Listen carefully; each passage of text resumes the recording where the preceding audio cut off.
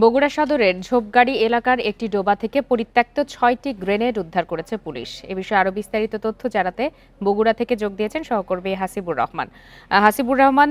পরিত্যক্ত অবস্থায় ৬টি গ্রেনেড উদ্ধার করেছে পুলিশ। সেগুলো সক্রিয় কিনা বা সেগুলো শনাক্ত করতে বা নিষ্ক্রিয় করতে কি ধরনের ব্যবস্থা এখন পর্যন্ত নেওয়া হয়েছে?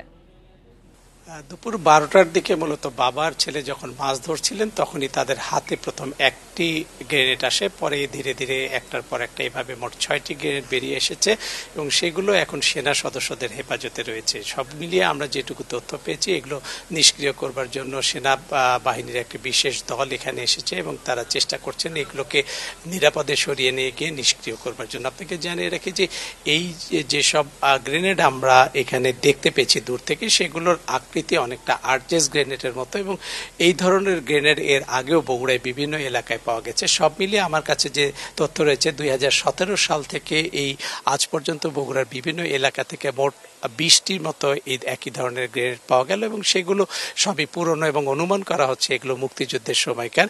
এর আগে আমরা বগুড়া শহরের জিলাদারপাড়া এলাকাতেও আমরা একই ধরনেরই গ্রেনেডের দেখতে পেয়েছি।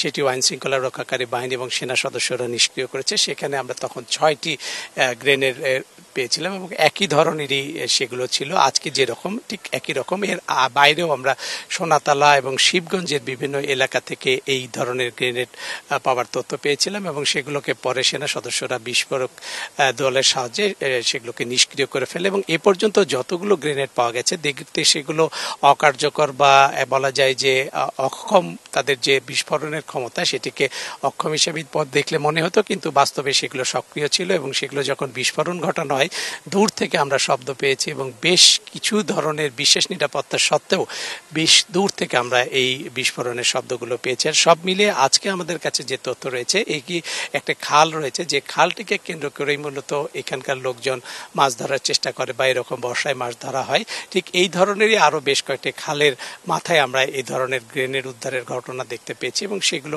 কোনোটি মাছ ধরবার সময় ছিল, কোনোটি মাটি খননের সময় ছিল এবং কোনোগুলো রাস্তায় পরিত্যক্ত অবস্থায় ছিল। সব মিলিয়ে আকৃতির দিক থেকে সবগুলো গ্রেনেডই আর্জেস গ্রেনেডের মতো। বগুড়া থেকে জানাচ্ছিলেন সহকর্মী হাসিবুর রহমান।